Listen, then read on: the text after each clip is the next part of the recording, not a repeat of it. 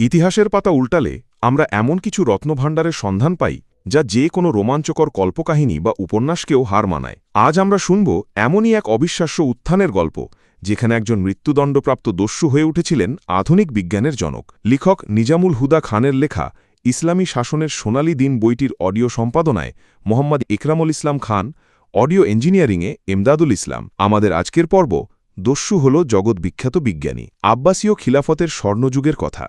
খলিফা হারুনুর রশিদের পুত্র মামুন তখন খিলাফতের দায়িত্ব নিয়েছেন। রাজধানী বাগদাদে তখন শিক্ষা, সংস্কৃতির এবং জ্ঞানচর্চার এক উর্বর ভূমি গড়ে উঠেছে। কিংবদন্তি তুল্য বাইতুল হিকমা তখন আল খোয়ারেজমি এবং আল রাজির মতো জগৎবিখ্যাত বিজ্ঞানীদের নিত্য বিচরণ ক্ষেত্র।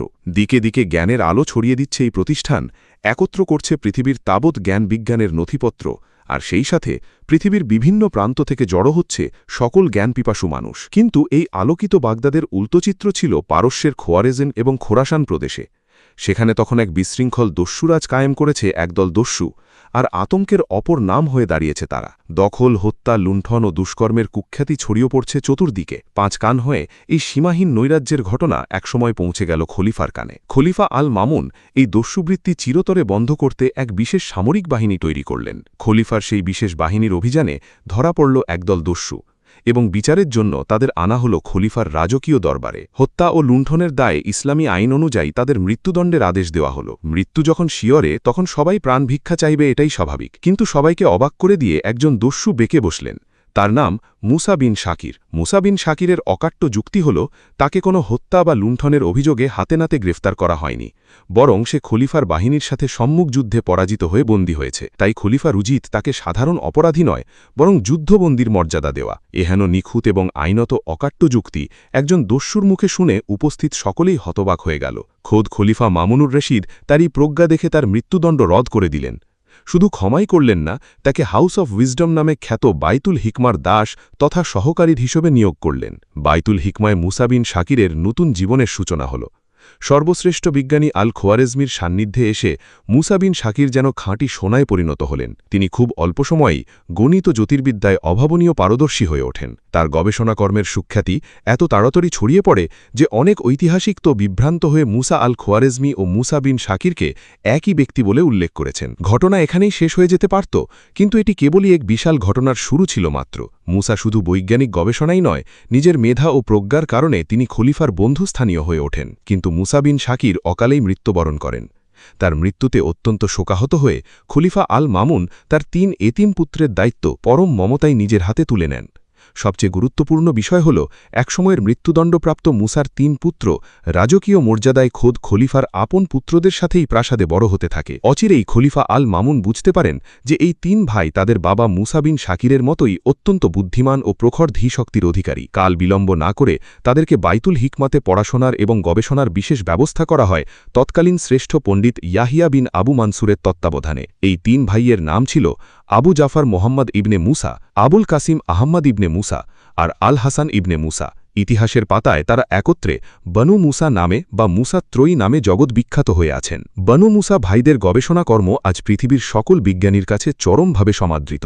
তাদের সবচেয়ে বিখ্যাত এবং সাড়া জাগানো বইয়ের নাম কিতাব আল হিয়াল, যা পশ্চিমা বিশ্বে the book of indigenous device নামে ব্যাপকভাবে পরিচিত।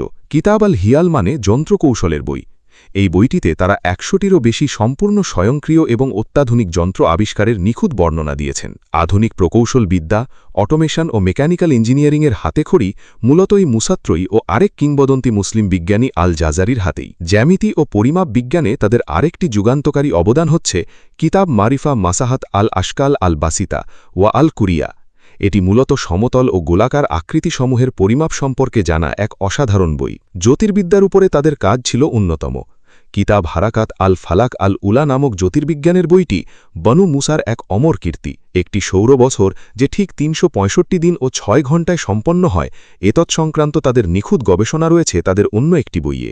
এছাড়া জ্যোতিষ্ক মণ্ডলের গতি সম্পর্কিত বই কিতাব হারাকাত আল আফলাক, জ্যোতির্বিজ্ঞানের বই কিতাব আল হায়া, অ্যাস্ট্রোল্যাবের গঠন সম্পর্কিত বই এবং বিশ্বের সূচনা সম্পর্কিত বইসহ মোট ২০টিরও বেশি অমূল্য বই এই বনু মুসার অসামান্য অবদান, যার অধিকাংশই আজ বিস্মৃতপ্রায়। কিন্তু রেনেসা যুগে জ্যামিতির মূল ভিত্তি হিসেবে লিওনার্দো ফিবোনাচি, জর্ডানাস ডি নেমোরে ও রজার বেকানের মতো বিখ্যাত পশ্চিমা বিজ্ঞানীদের রেফারেন্সে বনু মুসার বইয়ের নাম সগৌরবে পাওয়া যায়। এছাড়া পরবর্তীকালের শ্রেষ্ঠ মুসলিম বিজ্ঞানী আল বিরুনি, আল হাইসাম, আল কিন্দি, আল তুসি, ইবনে জালিনুস সহ সাবিত ইবনে কুর্রার সব গবেষণার কাজে বনু মুসা ত্রয়ীর সরাসরি অনুসরণ, অনুবাদ ও সশ্রদ্ধ উল্লেখ পাওয়া যায়। তারা গণিত, জ্যোতির্বিদ্যা ও যন্ত্রকৌশলের উপর জীবনব্যাপী প্রচুর কাজ করে গিয়েছেন।